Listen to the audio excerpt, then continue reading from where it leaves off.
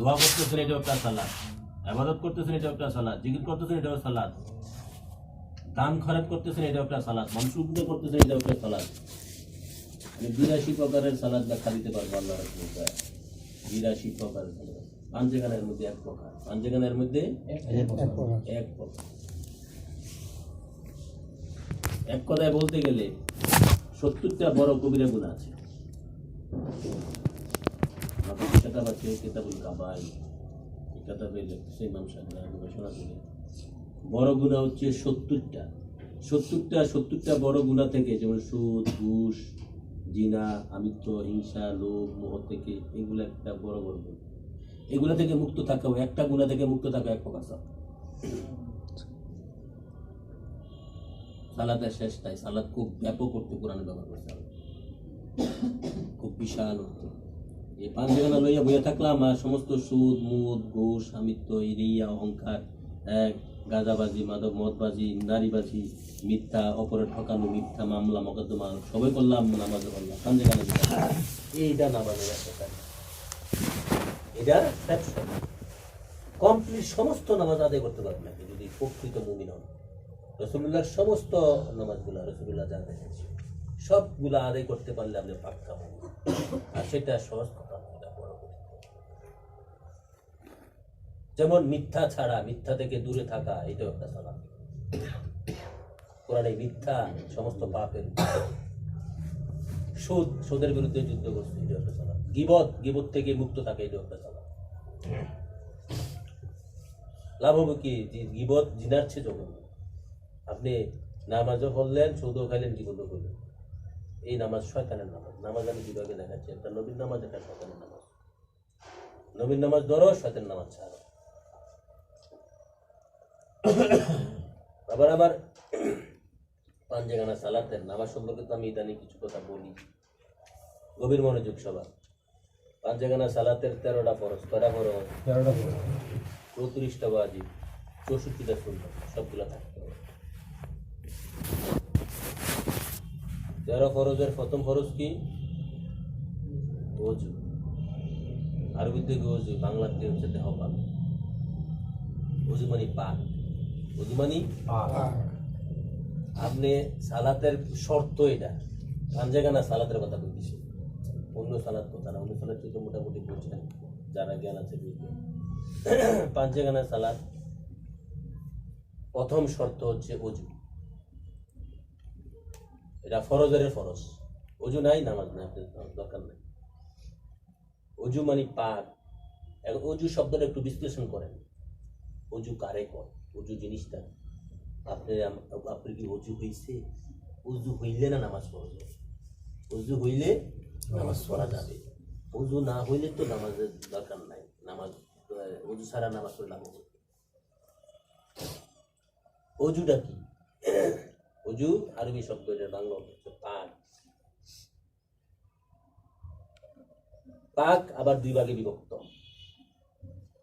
পাক কয় ভাগে বিভক্ত? দুই ভাগে। একটা হচ্ছে বাতিনি পাক, একটা হচ্ছে জাহেরে পাক। জাহের মানে প্রকাশ, বাতিন মানে গোপনে পাক। একটা হচ্ছে বাতেনে পাক, আর একটা হচ্ছে জাহেরে পাক। জাহের মানে প্রকাশ্য।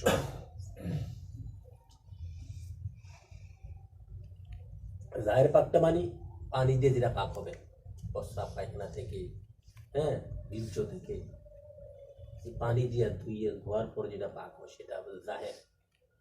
এটা পরে আগে বাতেন পাক। এখন প্রশ্ন করতে পারেন বাতেন পাক কি? আবার অনেকে বলতে পারে বাতেন তাতেন বুঝি না, আমরা জাহেরে পাকে মানি, এটাই বুঝি, এটাই আসল না। এটা যদি আসল হয় তাহলে আপনি ভুলের মধ্যে আছেন, আপনি ভ্রান্তের মধ্যে আছেন, গন্ডগোলে আছেন। পানি দিয়ে যদি পানি দিয়ে পাক হইলে যদি আসল হইয়া যাবে, এই যে সব হইয়া যাবে, তাহলে আপনি ভ্রান্তের মধ্যে আছেন কেমনে? আমাদের এক দেশে হিন্দু আছে না, খ্রিস্টান আছে না, বৌদ্ধ আছে না, ওরা পানি দিয়ে গোসল করে না, পাক হইয়া গেছে। এরা পানি দিয়ে হাত মুখ ধোয় না, পাক হইয়া গেছে। তাহলে বোঝা গেল যে একটা হিন্দু যদি আমাকে চাই বলে ভাই আমি পাক হবো কেমনে, আমি হারে যদি বলে যে যদি হাত মুখ দিয়ে পানি দিয়ে পাক হয়ে যাবে, তাহলে বোঝা গেল পানির পাকছে আসল পাক নয়, এটা পরে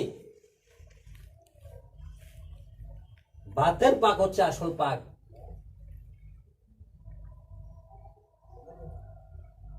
গায়েব, বাতেন, হাকিকত এগুলা প্রায় একই শব্দ। বাতেন, গায়েব, হাকিকত। বাতেনে পাক হচ্ছে আসল পাক। বাতেন পাক আছে তো আপনার জাহেরে পাক দরকার আছে। বাতেন পাক হয় নাই আপনার, জাহের পাক করলে কিয়ামত পর্যন্ত কোনো লাভ হবে না, বরং গুনাহ হবে। আগে বাতেন পাকের চেষ্টা করতে হবে। বাতেন পাকটা কি? আবার আমার কাদ আফলাল মুমিনুন, কাদ আফলা যাক্কা, কাদ আফলা তাজাক্কা, কোরআনে আয়াত।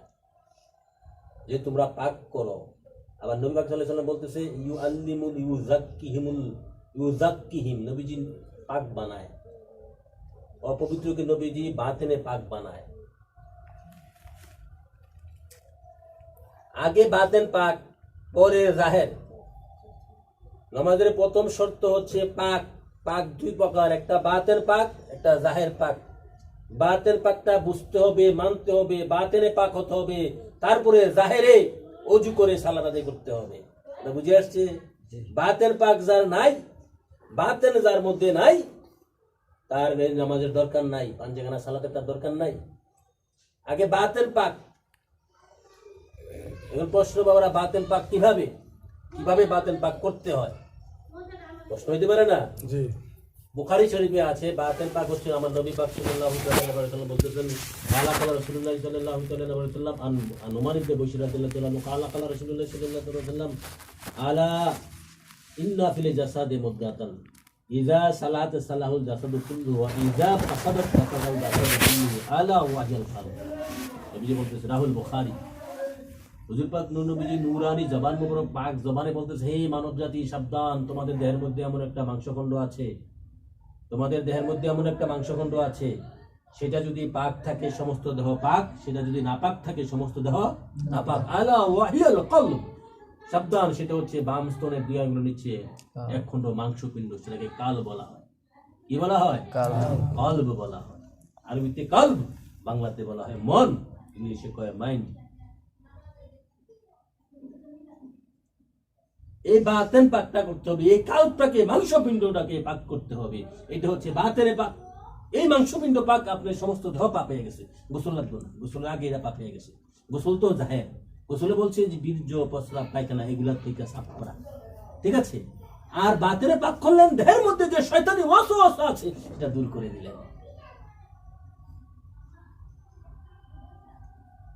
এখন এই বাম স্তনের মধ্যেই,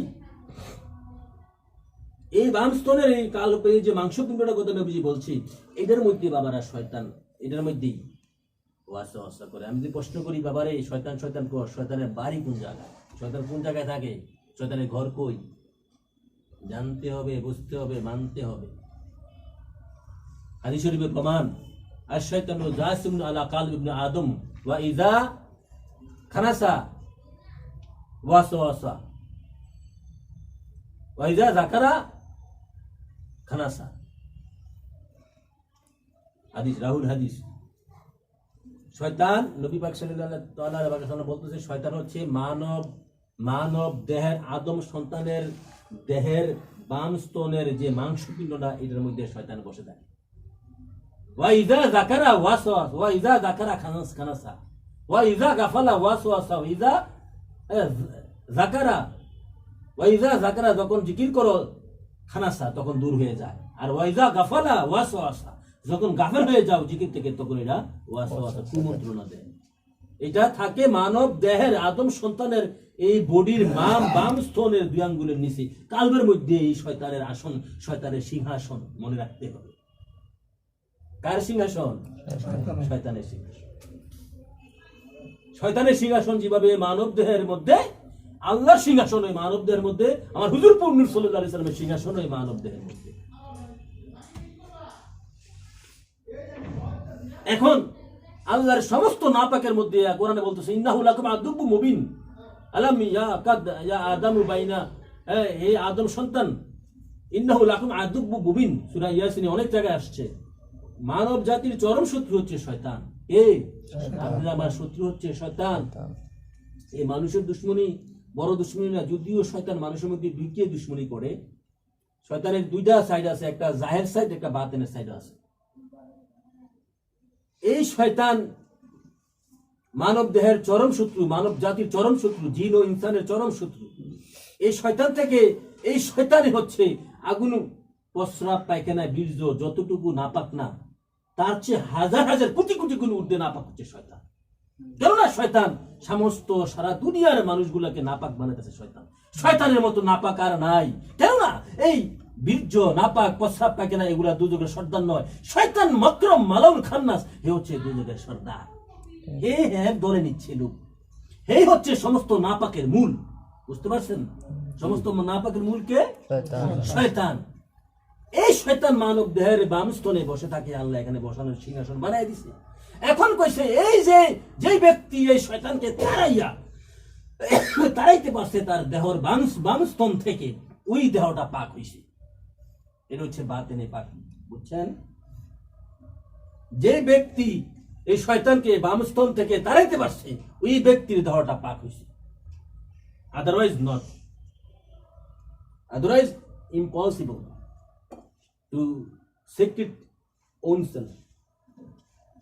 নিজেকে পাক করা অসম্ভব যদি আপনি এছাড়া আর কোনো পন্থা নাই। শয়তানকে যতক্ষণ না শয়তান থেকে মুক্ত হবেন, এই শয়তানের অন্তর থেকে না তাড়াতে পারবেন। শয়তান হচ্ছে সমস্ত নাপাকের নাপাক, সমস্ত নাপাকের নাপাক। এই শয়তানকে তাড়ানোই হচ্ছে বাতেনে পাক।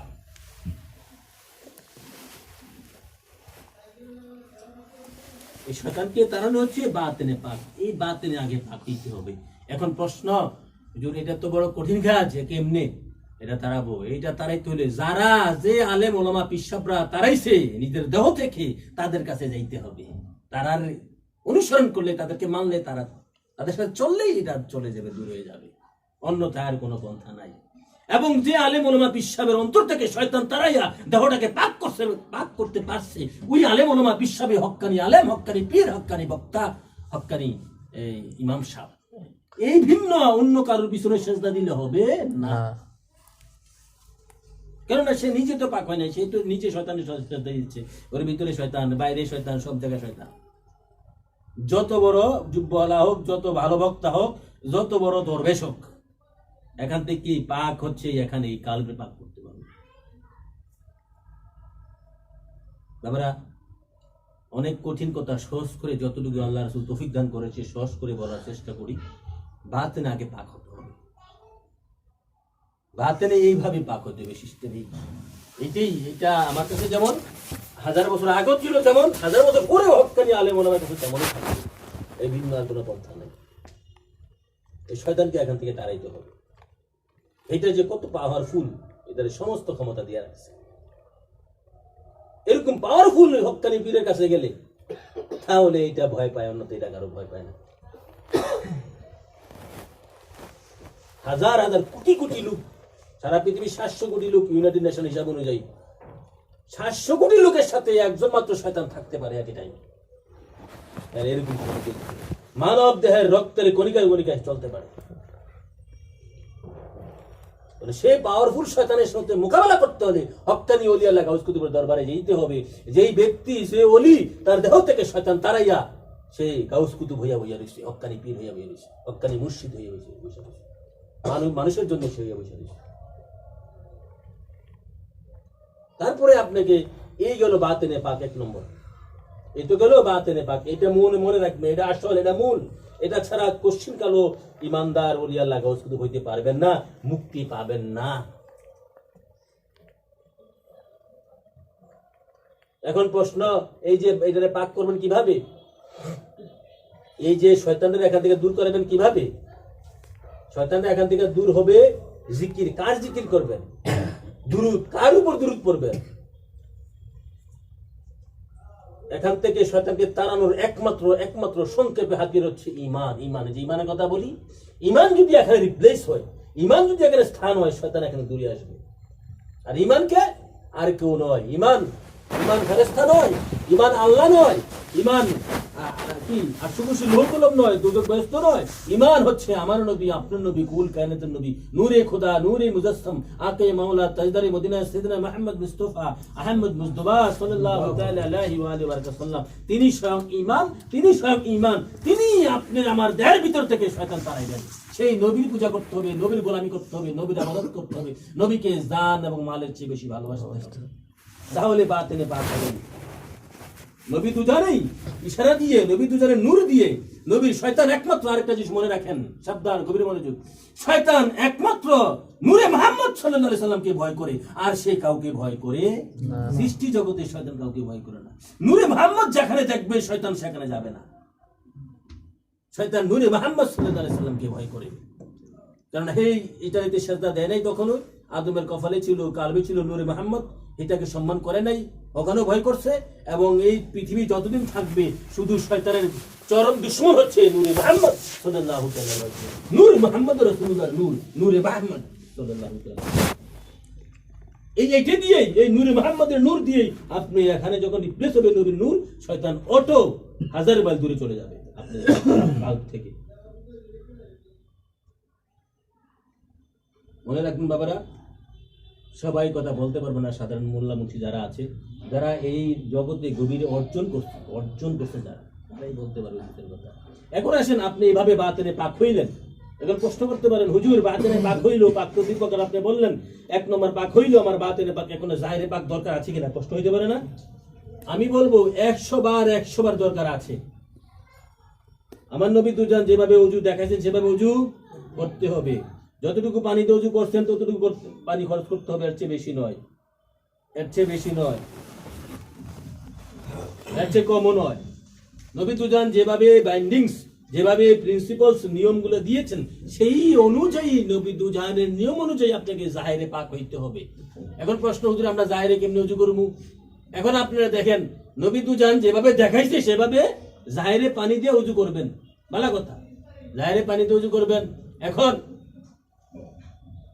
আপনি বাতেনে পাক হইলেন, সাপোজ আপনি বাতেনে পাক হইলেন, এখন জাহিরে পাক দরকার আছে, তো গোসল করলেন, স্বামী স্ত্রী মিলন করলেন, গোসলের দরকার আছে, তো এটারও এই গোসলের নিয়ম আছে। তারপরে প্রস্রাব পায়খানা থেকে মুক্ত হইলেন, এই পানি খরচ করলেন, ঠিক আছে। নবী দুজন তার লিঙ্গ মুবারকে ধইরা এমনি ঝাক্কাছে, হাসছে, একটা দলিলে কই দিতে পারবে না, ঠিক আছে। কাগজ দিয়ে পানি খরচ করছে, একও দেখে দেওয়া পারবে না, পানি দিয়ে করছে, আর অথবা ইয়া দিয়ে আপনার ঢিলা কুলুপ করছে, ঢিল জাতীয় জিনিস পানি দেওয়ার এই ব্যস্ত, যেহেতু আরবে পানি ছিল না, তারা ঢিল ব্যবহার করছে। পানি থাকতো, আমাদের বাংলাদেশে এমন কোনো জায়গা নেই পানি নেই, পানিটাই উত্তম। তারপরে নবীর সিস্টেমে করতে হবে। ওযু কেমনে করছে আসেন, এখন নবী যেভাবে ওযু করছে সেভাবে ওযু করতে হবে। 1 থেকে 100 কেজি পানি ওযুতে ব্যবহার করা যাবে না, 1 থেকে 100 কেজি পানি। এখন যদি বাতেনে আপনি পাক হইয়া শয়তানকে আপনি দেহ থেকে তাড়িয়ে দিলেন, এখন যদি আবার ওযু করতে গিয়ে যদি ওযু, হাদিস শরীফ আসছে, এই জাহিরি যে ওযু বানাইতে যাবেন, এখানে যদি বেশি পানি ব্যবহার করেন তাহলে শয়তান ওয়াসওয়াসা দিল, ওযু হবে না। 1 থেকে 100 কেজি পানি, এর চেয়ে বেশি পানি খরচ করা যাবে না। নবীর সিস্টেম, এটা হচ্ছে নবীর ওযু, ঠিক আছে। আপনি শুরু করলেন নবীর ওযু, 1 কেজি বা 100 কেজি পানি ব্যবহার করলেন, হ্যাঁ। এখন আমাদের দেখেন নবী যেভাবে ওযু করছে 1400 বছর আগে, এই সিস্টেম ওযু বাংলাদেশের ঢাকা শহরে কোন মসজিদে আছে? কয়টা মসজিদে আছে বাংলাদেশে, ঢাকা শহরে?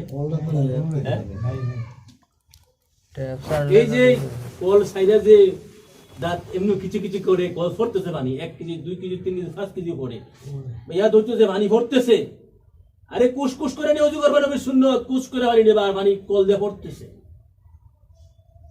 তো তাহলে কি বোঝা গেল? একটু যারা জ্ঞানী গুণী, যারা ঈমান ইসলাম নিয়ে গবেষণা করেন, একটু ধ্যান করেন, স্পষ্ট প্রমাণ হচ্ছে বাতিনি ওযু তো নাই, যে বাতিনি ওযু তো লাখের মধ্যে 2-1 পাওয়া যাবে। জাহিরে ওযু যদি এটা সহজ, জাহিরে ওযুটা এই দুটো পরিবর্তন করে লাইছে। কারা করছে? না হিন্দুরা করছে, না হিন্দুরা করছে, না খ্রিস্টানরা করছে, করছে আমার মতন আপনার মতন এই মোল্লাদারি টুপিওয়ালা মুসলমানরা। এটা ওযু নয়, ওযুর সিস্টেম এমন নয়। ওযু সিস্টেম মানে নবী তো জান, 1 বোতল পানি নিয়ে বামি দিয়ে পানি রাখছেন, ঠিক আছে, বা একটু উঁচু জায়গাতে বসছেন, হ্যাঁ, বা বামি দিয়ে পানি রাখছেন, আস্তে আস্তে ধীরে ধীরে হাতগুলো ভিজেছে, 3 বার করে খিলাল করছেন, হ্যাঁ, আঙ্গুল খিলাল করতে হবে, পায়ের আঙ্গুল, দাড়ি খিলাল করতে হবে, যেগুলো গুরুত্বপূর্ণ জিনিস পায়ের আঙ্গুল খিলাল করতে হবে। হ্যাঁ, এগুলোই গুরুত্বপূর্ণ জিনিস। তবে নবীজি বলছে, নবীজি কি বলতে হাদিস শরীফে বলতেছে, হে আলী, তুমি সাবধান, অজুর মধ্যে বেশি পানি খরচ করো না। অজুর মধ্যে বেশি পানি, কেননা অজুর মধ্যে, জাহিরি অজুর মধ্যে শয়তান ওয়াসওয়াসা দেয়। এখন ওই ইন দি মিন টাইম, ওই সময় এক সাহাবা প্রশ্ন করলো, ইয়া রাসূলুল্লাহ, তাহলে যদি আমরা পুকুর থেকে, ডোবা থেকে যদি অজু করি, তাহলে কি বেশি পানি খরচ করতে পারবো না? নবীজি বললো, না, সাবধান, পুকুর থেকে কেন, সাগর থেকে যদি অজু করো, ডাইরেক্ট সাগর থেকে যদি অজু করেন, তাহলে বেশি পানি, এই 3 বারের বেশি ধোয়া যাবে না। যে আচ্ছা মতন পাইছি ধুয়ে লইলা কসলাইয়া, হ্যাঁ আচ্ছা মতন ধুয়ে লই, না, হবে না। ওখানেও নবীজি কি বলছে কথাটা, যে বড় জায়গায় তুমি সাগর থেকে যদি অজু করো, তাহলে তুমি বেশি পানি খরচ করতে পারবা না। তাহলে ব্যাপারটা কি কত কঠোর। সেই নিয়মকে পরিবর্তন করে এখন আপনি আধুনিকতা এনে লাগাইছে, পাইপ লাগাইছে। এই না মসজিদ আছে, না অজুর জায়গা আছে মসজিদ, না অজু করার ব্যবস্থা আছে, আমার নবীরটা নাই, আছে কাঠা। এই নফসে নিয়ে শয়তানের মতন করে লাইছে, নফসে আমারা মানে শয়তানের মতন শয়তানটা করছে। তাহলে বাবারা যদি এতটুকু বুঝে থাকেন, 5 জায়গা সালাতের 13টা ফরজ, 34টা ওয়াজিব, 64টা সুন্নত, এর মধ্যে আমি মাত্র একটা ফরজ নিয়ে আলোচনা করলাম। একটা ফরজ নয় শুধু, এটা ফরজের ফরজ, মানে শর্ত। যার ওযু আছে তার জন্য সালাত ফরজ। ওযু 2 ভাগে বিভক্ত, একটা হচ্ছে বাতিনে পাক, একটা হচ্ছে জাহিরে পাক। বাতিনে পাক তো বললাম, জাহিরে পাক তো বললাম। বাতিন তো আগে পাক হবেন, বাতিনে পাক হয়ে তারপরে হক্কানি ওলিয়া লাগা উচিত। আমার নবী দুজন যেভাবে দেখাইছে সেভাবেই ওযু করে, এখনো করে, কিয়ামত পর্যন্ত করবে। আমরা লোড়া দিয়ে ওযু করি, এই মসজিদে ধারে কাছে আমরা যাই না। আল্লাহ যদি তৌফিক দান করে, নবীর মসজিদ আমরা করব। নবীর মসজিদ, নবী যেভাবে দেখাইছে সেভাবে, নবী যেভাবে ওযু করছে সেভাবে, এর বাইরে যাওয়া যাবে না, রং ঢঙ্গে যাওয়া যাবে না। তো বাবারা সাবধান, এতটুকু বুঝেন।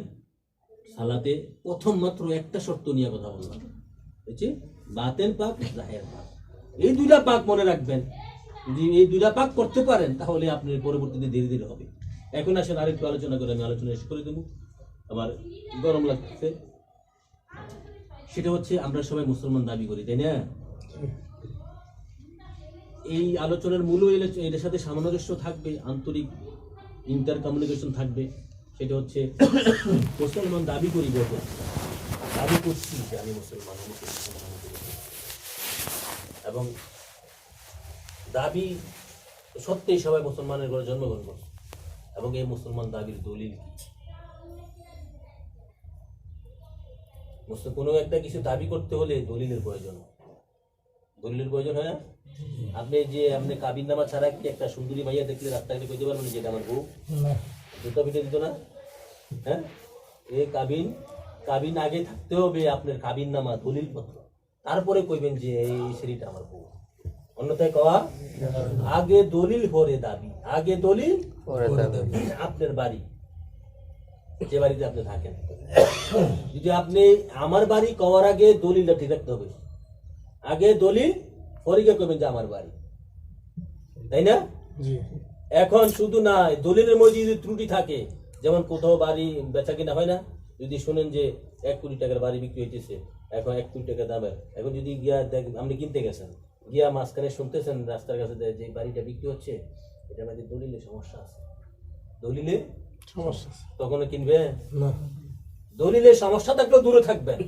আপনি দলিল তো এমন কি দলিল খুঁজবেন যে দলিলে কোনো সমস্যা নাই। তদ্রুপ বাবারা চিন্তা করেন, দলিল অত্যন্ত জরুরি, অত্যন্ত প্রয়োজন। দাবির আগে দলিল প্রয়োজন। এখন আমার প্রশ্ন, আমরা দাবি করছেন যে মুসলমান, এই মুসলমান দাবির দলিল কি আছে? দলিল সংগ্রহ হইছে? দলিল ছাড়া দাবি হয় না। যেমনি ভাবে বউ কইতে গেলে, আমি বউ আমার কইতে গেলে দাবি, এই বউ আমার বলতে গেলে দাবির প্রয়োজন, কাবিনের প্রয়োজন। আগে কাবিন পরে বউ। এবং আমার জমি কমার আগে যেমন দলিল রেডি রাখতে হবে। যদি আপনি বলেন যে জমিটা আমার, এটা করার আগে দলিলটা থাকতে হবে, অন্যথা আপনি মামলা খাইবেন বা মাথা পিঠা বাড়ি দিবে। মামলা যখন যাবেন, কোর্টে জিজ্ঞাসা করবে হাকিম সাহেব যে বাবারা আপনার দলিল আছে, আপনি দাবি করেন, ঠিক আছে? এই কথা দলিল নাই, দলিল না থাকলে দাবি হবে না, মিথ্যা দাবি। আর যার দলিল আছে তারটা দাবি না করলেও সত্য। দাবি না করলেও সত্য। এই দলিল লয়ে বসে রয়েছে। এমন মুসলমান পৃথিবীতে আছে দলিল লয়ে বসে রয়েছে, দাবি করে না মুসলমান, দলিল লয়া চুপ করে বসে রয়েছে। যে দলিল দিছে সে তো জানে সে কি, যে দলিল দাতা সে তো জানে সে কি, দলিল নিয়ে চুপ করে বসে রয়েছে, দেখাচ্ছে না যায় মুসলমান। এই দাবি এই মুসলমান তো দেখে লাভটা কি, যে যেই দাবির দলিল নাই এই জাহিরিটার দরকারটা কি? তদ্রুপ প্রত্যেকটা জিনিসের দাবির একটা দলিল লাগে। এখন অনেকে প্রশ্ন করতে পারবে না, হুজুর আমরা তো নামাজ পড়ি, ওই যে ওযু ছাড়া নামাজ আর কি, এই নামাজ পড়ি, তাহলে এটা দলিল না? আমি বলবো না, মুসলমান দাবির দলিল নামাজ না, মুসলমান দাবির দলিল নামাজ না। যদি নামাজ হয়, তা নামাজ যদি দলিল হয়, তাহলে শয়তান মকরম হেরো আপনি মুসলমান করতে দিবেন। 19 লক্ষ বছর নামাজ পড়ছে, এক দলিলে পাওয়া যায়। 19 লক্ষ বছর ইবাদত করছে, 19 লক্ষ বছর তাসবিহ তাহলিল সিজদা রুকু দিছে আল্লাহ। এ কি মুসলমান? না, এ মুসলমান, ইমানদার মুসলমান? না। তাহলে বোঝা গেল এই নামাজও মুসলমান দাবির দলিল নয়। বর্তমানে বাংলাদেশে একটা ভ্রান্ত দল আছে কাদিয়ানি, নাম শুনছেন? এরা নামাজ পড়ে না, এরা কি মুসলমান? সারা বিশ্বের সমস্ত মুসলমানরা কাফের হতে হয়েছে, কিন্তু নামাজ পড়ে না, তো মুসলমান হয়েছে? তাহলে শুধু নামাজে মুসলমান দাবির দলিল নয়, শুধু নামাজ মুসলমান দাবির দলিল নয়। শিয়ারা, এই যে মুসলিম দলার শিয়ারা নামাজ পড়ে না, হ্যাঁ, মুসলমান দাবি করে না, লাভ হবে কি? কিন্তু শিয়ারা আজ থেকে 1400 বছর আগেই, 1200-1300 বছর আগেই তারা ভ্রান্ত দল, শিয়া সঠিক দল নয়, ভ্রান্ত মিথ্যা, ওদের আকীদা খারাপ। শুধু তা না, এই যে ইহুদিরা, মুসা নবীর উম্মত ইহুদি, তারাও বর্তমানে দৈনিক 50 ওয়াক্ত নামাজ পড়ে, 50 ওয়াক্ত তার মুসলমান হয়ে গেছে। হ্যাঁ, তাহলে নামাজ মুসলমান দাবির দলিল নয়। তাহলে আসেন এখন মুসলমান দাবির দলিল কি? এখন বলবেন যে হুজুর তাহলে তো আপনি নামাজ পড়িয়ে এটারে ভাঙিয়ে দিলেন, এটা দলিল না, তাহলে এখন যাবেন দৌড়াইয়া যে কারো কোরআন তেলাওয়াত। না বাবারা, কোরআন তেলাওয়াত তো মুসলমান দাবির দলিল নয়, কোরআন তেলাওয়াত তো মুসলমান দাবির দলিল নয়। এই যে ইন্দিরা গান্ধী, সে কোরআনে প্রতিদিন সকালে ঘুম থেকে উঠে কোরআন পড়তো, অনেকের প্রমাণ আছে, দেখছে, ইতিহাসে পাওয়া যায়, কিন্তু মুসলমান হয়ে গেছে। হ্যাঁ, এই যে বিশ্বের অক্সফোর্ড ইউনিভার্সিটি লন্ডনে অবস্থিত, ওখানে একটা সাবজেক্ট আছে ইসলামিক স্টাডিজ। এই সাবজেক্টের মধ্যে বিশ্বের হিন্দু, বৌদ্ধ, খ্রিস্টান, ইহুদি, নাসারা, মাগুসি, চাকমা, মাকমা যত জাত আছে সবাই কোরআন গবেষণা করে, স্টাডি করে, কোরআন পড়ে, মুখস্থও করে। মুসলমান হয়ে গেছে? হ্যাঁ, মুসলমান দাবির দলিল কোরআন তেলাওয়াত নয়, তাহলে কি? মুসলমান দাবির দলিল নামাজও নয়, কোরআন তেলাওয়াত নয়। অনেক বলতে হুজুর আমার টুপি আছে, দাড়ি আছে, জুব্বা আছে, তো আমরা তো মুসলমান না। বাবা, যদি দিয়ে হয় তাহলে সর্বপ্রথম বাংলাদেশে কইতে হইব, বাংলা ভারতে যে রবীন্দ্রনাথ ঠাকুর, কত বড় দাড়ি, মুসলমান। হ্যাঁ, দাড়ি টুপি মুসলমান হইতে পারে না, মুসলমানের দলিল হইতে পারে না। এই যে হিন্দু একটা ধর্ম আছে, হিন্দু না শিখ একটা ধর্ম আছে, শিখ, হিন্দু ধর্ম একটা শাখা। হ্যাঁ, শিখ, এই শিখ, এই ঢাকা ইউনিভার্সিটির এই ক্যাম্পাসের মধ্যে শিখদের একটা উপাসনালয় আছে, একটা মসজিদ আছে ওদের। এখানে গেলে দেখবেন কি জুব্বা, কি দাড়ি, কি টুপি, কি পাগড়ি শিখদের। আল্লাহ আকবার, আপনি তো সালাম দিয়ে বই থাকবেন, ঠিক আছে? মূলত ওরা শিখ, ওরা হচ্ছে শিখ। মুসলমান হয়ে গেছে এই জুব্বা, টুপি, দাড়ি পরাতে? তাহলে বোঝা গেল মুসলমান দাবির দলিল নামাজ নয়, মুসলমান দাবির দলিল কোরআন তেলাওয়াত নয়, মুসলমান দাবির দলিল টুপি দাড়ি নয়। তাহলে কি? স্বয়ং আল্লাহ রাব্বুল আলামিন কোরআনে কি বলে দেখেন, সূরা নিসা 174 নং আয়াতে, ইয়া আইয়ুহান নাসু ক্বাদ জাআকুম বুরহানুম মির রাব্বিকুম ওয়া আনজালনা ইলাইকুম নূরাম মুবিনা। হে সমস্ত মানব জাতি, হে সময় আল্লাহ কইতেছে ইয়া আইয়ুহান নাসু, ইয়া আইয়ুহাল্লাযিনা আমানু কয় নাই, সমস্ত মানব জাতিরই কইছে, সমস্ত মানব জাতিরই বলছে, হে সমস্ত মানব। এই মানব যদি 27 মান উপরে থাকে তারও ডাক দিছে, 7 জনের নিচু থাকে তাকেও ডাক দিছে। আল্লাহ বলতেছে, হে সৃষ্টি জগতের সমস্ত মানব, আমি তোমাদের কাছে দলিল পাঠাচ্ছি, দলিল। ইন্না ক্বাদ জাআকুম বুরহানুম মির রাব্বিকুম, আমি তোমাদের কাছে দলিল পাঠাচ্ছি। দলিল কি? এই মুসলমান দাবির দলিল আর কেউ নয়, মুসলমান দাবির দলিল স্বয়ং আল্লাহর দোস্ত হাবিব নূরে খোদা নূরে মুজাসসাম আকায়ে মাওলা তাজদারি মদিনা সাইয়েদনা মুহাম্মদ মুস্তাফা আহমদ মুস্তাফা সাল্লাল্লাহু আলাইহি ওয়াসাল্লাম, তিনি স্বয়ং হুজুর পাক নূর নবীজি স্বয়ং মুসলমান দাবির দলিল। মনে রাখবেন, নবীকে যারা পাইছে, নবীর সাথে যারা সম্পর্ক হয়েছে, নবীকে যারা দেখছে, নবীকে যারা পাইছে, নবীর সাথে যাদের সম্পর্ক রিলেশন হয়েছে, তারাই মুসলমান দাবি করতে পারে। এই ভিন্ন আর কোন রাস্তা নাই। মুসলমান দাবির দলিল হুজুর নূর সাল্লাল্লাহু আলাইহি সাল্লাম। শুধু মুসলমান দাবি নয়, শুধু মুসলমান নয়, হক্কানি পিসাব। এখন আসেন হক্কানি পিসাব, সে যে পিরালি করে তার দলিল কি? পীরের দলিল, হক্কানি পীরের দলিল। হক্কানি বক্তা, যে বক্তা সাহেব বক্তব্য দিচ্ছে, তার দলিল কি? কণ্ঠ বানালে হবে না, কোরআন পড়লে হবে না, দলিল কি? হক্কানি আলেম, হক্কানি ইমাম সাহেব, তার দলিল কি? এই হক্কানি আলেম, হক্কানি পিসাব, হক্কানি মুফতি সাহেব, হক্কানি পিসাবের দলিল হুজুর নূর সাল্লাল্লাহু তাআলা আলাইহি ওয়াসাল্লাম। নবী যার মধ্যে আছে, নবী যাকে সার্টিফিকেট দিয়েছে যে তোমাকে আমি ইমাম বানাই দিলাম, তোমাকে মুফতি বানাই দিলাম, তোমাকে আলেম বানাই দিলাম, তোমাকে ইমাম সাহেব বানাই দিলাম, তোমাকে পীর সাহেব বানাই দিলাম, হে হয়ে যাবে, সেই দলিল পাইলো। অন্যথায় দলিল হবে না, কোনো কিছুতে দলিল পাবে না। বোঝা গেল দলিল কে? দলিল জিনিসটা বোঝা গেল? শুধু তা না, আসেন আদম সফিউল্লাহ, হে আদম, তোমাকে আমি জিজ্ঞাসা করি, তুমি আদমত্বের দলিল কি? আদমের দলিল নূরে মুহাম্মদ হুজুর পাক নূর নবীজি। আদমের দলিল হুজুর পাক নূর নবীজি। নূহ নবীর দলিল, নূহ নবী কিস্তি যে পানিতে ভাসে নাই, কারণটা কি? ওখানে নবী দুজন সরাসরি অবস্থান ছিলেন, এই জন্য পানি কিছু ক্ষতি করতে পারে নাই, নৌকা পানিতে ডুবে নাই। হুজুর পাক নূর নবীজি। নূহ নবীর দলিল হচ্ছে হুজুর পাক নূর নবীজি। ইব্রাহিম নবীর দলিল হুজুর পাক নূর নবীজি। মুসা নবীর দলিল, ঈসা নবীর দলিল হুজুর পাক নূর নবী। নূরে খোদা, নূরে মুজাসসাম, আকে মাওলানা তাআলা মুহাম্মদ সাইয়্যিদনা মুহাম্মদ মুস্তাফা মুহাম্মদ মুস্তাফা সাল্লাল্লাহু তাআলা আলাইহি ওয়াসাল্লাম। নূর নবীজি দলিল মনে রাখতে হবে। তিনি সমস্ত ভালো কাজের, সমস্ত কুল কায়নাতের দলিল, সমস্ত কুল কায়নাত। নবী ছাড়া কোন দলিল গ্রান্টেড নয়। নবী দলিল বানানোওয়ালা, তিনি দলিলের দলিল, তিনি দলিল বানানোওয়ালা, তিনি স্বয়ং দলিল। নবী দুজানকে যারা পাইছে, নবীর সাথে যাদের সম্পর্ক হয়েছে, নবীকে যারা দেখছে, নবীর প্রতি আশাক যারা হয়েছে, নবীর প্রতি অন্তর থেকে ভালোবাসা যাদের জাগরণ হয়েছে, তারাই নবী। এবং জাগরণ হইলে শুধু হবে না, নবী এটারে গ্রহণ করতে হবে যে যা, তোর আমি বানাই দিলাম ইমানদার, তোরে বানাই দিলাম মুফতি, তোরে বানাই দিলাম আলেম, তোরে বানাই দিলাম বিশ্বাস, তোরে বানাই দিলাম যা। নবী দুজানে জবান মুবারক দিয়া এটা কইতে হইব। নবী আকার ইঙ্গিতে কইব বা সরাসরি কইব। হায়াতুন নবী, জিন্দা নবী বলবে, বলতেই হবে, এছাড়া আর কোনো রাস্তা নাই।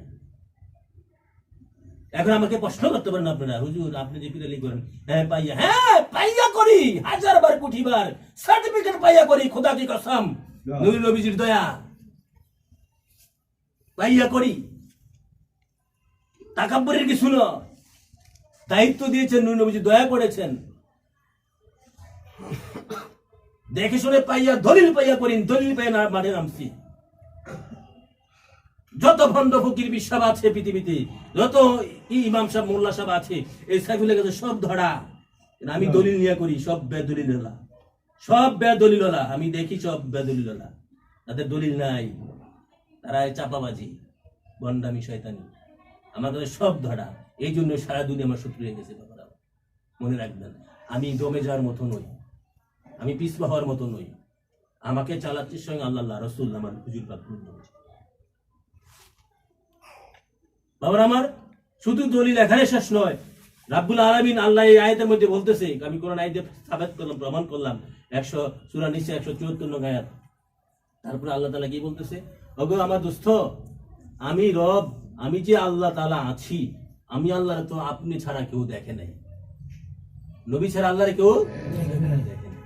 এখন আল্লাহ যে আছে, আছে বলার আগে তো দলিলের প্রয়োজন। আল্লাহ যে আছে এটার দলিল কি? আল্লাহ যে আছে এটারও দলিল হুজুর নূর সাল্লাল্লাহু তাআলা আলাইহি ওয়াসাল্লাম। নূর নবীজি আল্লাহর দলিল, নূর নবীজি হক্কানি পীর গাউস কুতুবের দলিল, নূর নবীজি সমস্ত নবীদের দলিল, সমস্ত নবীদের নবী, তিনি সমস্ত ওলিদের দলিল, ওলিদের ওলি, তিনি আল্লাহর দলিল। তিনি মুসলমান ইমানদার বানানোওয়ালা। যে ব্যক্তি নবীকে সার্টিফিকেট দিয়েছে সেই হক্কানি সাচ্চা হইছে, এছাড়া আর কোনো রাস্তা নাই। বাবারা ওরা আর কিভাবে বলবো, বোঝার চেষ্টা করুন, দোহাই আল্লাহর সত্য রাস্তায় মনোযোগ দেন। হ্যাঁ, যদি মরার পর আর দোষারোপ করতে পারবেন না, আমারটা আমি বলে গেলাম এবং ভেঙ্গে ভেঙ্গে বলার চেষ্টা করলাম, যাতে আপনারা মানুষ বুঝেন। হ্যাঁ, পরে আবার ইয়া করতে পারবেন না, আল্লাহ রাসূল আমাদেরকে সত্যটা বোঝার তৌফিক দান করুক। আমা আলাইনাল বালাগ ইয়া নাবি